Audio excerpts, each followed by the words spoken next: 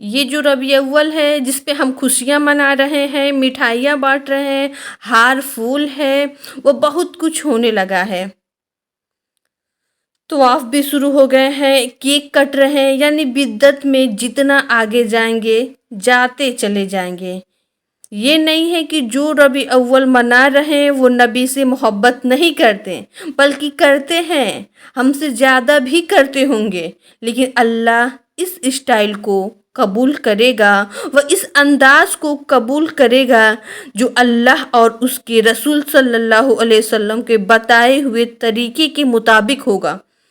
اللہ سورہ یونس میں فرماتے ہیں، ہم نے تمہیں قرآن کی نعمت دی، تمہیں چاہیے کہ اس پہ خوش ہو جاؤ۔ اب اس پہ لوگ کہتے ہیں کہ اللہ کہتا ہے قرآن کی نعمت پہ خوش ہو جاؤ، تو نبی کی نعمت پہ تو اور زیادہ خوش ہونا چاہیے۔ تو نبی کی نعمت ہمیں ربیع اول میں ملی تو ہمیں ربیع اول میں اور خوش ہونا چاہیے۔ اب یہ قرآن بھی ایسی تصریح ہو رہی ہے جس پر نبی صلی اللہ علیہ وسلم کا عمل نہیں ہے۔ یہ آپ اپنی تصریح کر رہے ہیں، یہ آپ اپنی تصریح کر رہے ہیں، کیونکہ اگر یہ قرآن کا مطلب ہوتا تو سب سے پہلے ربیع اول میں نبی خوش ہوتے اور خوشی بھی مناتے، پھر صحابہ خوش ہوتے اور خوشی بھی مناتے، بلکہ نہ نبی نے خوشی منائی اور نہ صحابہ اکرام نے خوشی منائی۔ یہ حدیث سے پتہ چلتا ہے کہ جو اہل سنت و جماعت کو مانا ہے وہ جنتی فرقہ کہلاتا ہے۔ نبی نے اپنے یوم ولادت میں روزہ رکھا۔ تیوہار دن میں ہوتے ہیں، رات میں نہیں، کیونکہ ہمارے یہاں ہمارے اسلام میں جو بھی تیوہار ہے دن میں ہی ہے، لیکن 12 ربیع اول کو لوگ راتوں میں بھی منائے جا رہے ہیں، اس لیے ہمارا عید دن میں ہوتا ہے۔ جمعہ بھی ایک چھوٹی عید ہے، اس کے بھی کچھ شرائط ہیں۔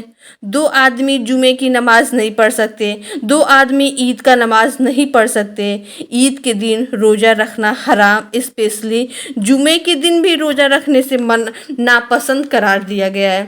تو ساری باتیں جمعے والی عید میں پائی جاتی ہیں۔ جب ہمارے نبی پاک صلی اللہ علیہ وسلم پیر کے دن پیدا ہوئے، لیکن انہوں نے ہمیشہ جمعے کے دن کو اہمیت دی ہے، لیکن اسپیشلی ہمارے نبی کو جو جوڑا تھا وہ جمعے کے دن کے لیے اسپیشل جوڑا رکھے تھے، اسپیشلی خوشبو وہ جمعے کو ہی لگاتے تھے، نہ کہ اپنے پیدائش پیر کے دن لگائے ہیں۔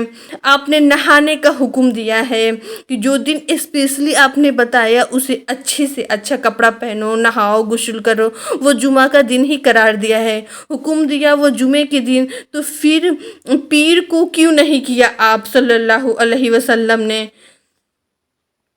یہ سب دلائل سے پتہ چلتا ہے ہمارے نبی روزہ رکھے تو وہ عید کا کانسیپٹ ہی ختم کر رہے ہیں۔ اتنا کچھ ہونے کے بعد بھی اگر آپ کہتے ہیں یوم عید سیلیبریٹ کرنا ہے، منانا ہے، لیکن ان دلائل کو پیش کر کے اللہ و رسول کا مطمئن نہیں کر سکتے ہیں، تو پھر اسے ہی تو بدعت کہتے ہیں۔ یہ ایک منانا ایک بدعت ہے جس کی کوئی